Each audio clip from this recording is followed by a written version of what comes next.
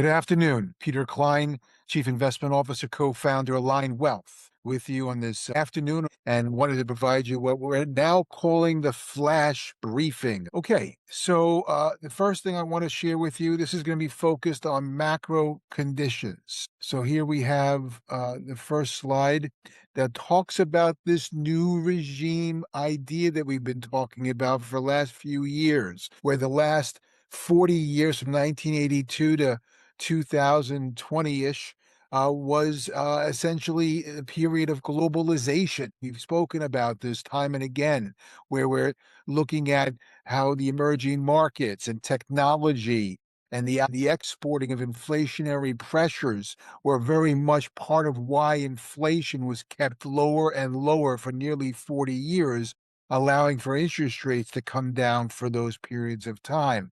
Disinflation, technology, an expanded workforce with immigration and women, the fall of the USSR and the flood of commodities that came from that, all of which were part of this disinflationary period for nearly 40 years. And of course, globalization was very much part of that. We have the next piece of that going forward. We believe we're in a de-globalization, a decarbonization, and add to it the deficit and debt issues, the three or four Ds we talk about, and that's going to essentially shepherd in a new period of sticky, persistent inflation. As we can see here, that has implications to interest rates. So we had the longest running bond bull market of all time from here to here, essentially going from 17%, 18% in treasuries to nearly zero. That game, we believe, is over.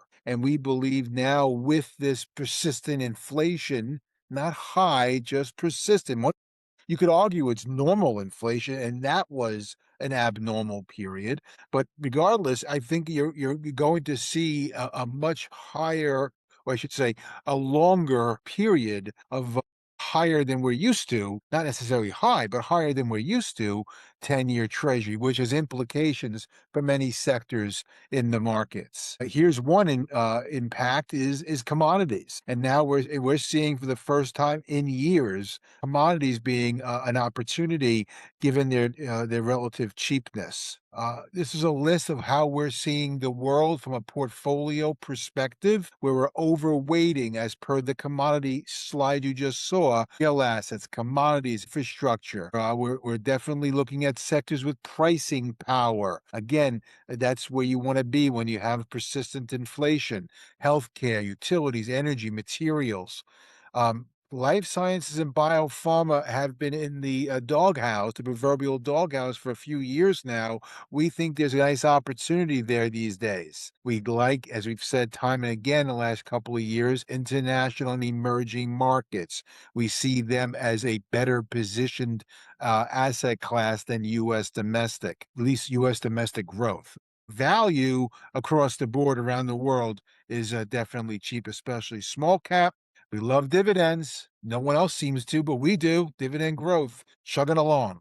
And of course, you have to have the water sector in there if you're on a line webinar, right? On the side that we're underweighting or avoiding, private credit, financial engineering, anything with leverage, anything that had the basis of low rates that they've had for so many years.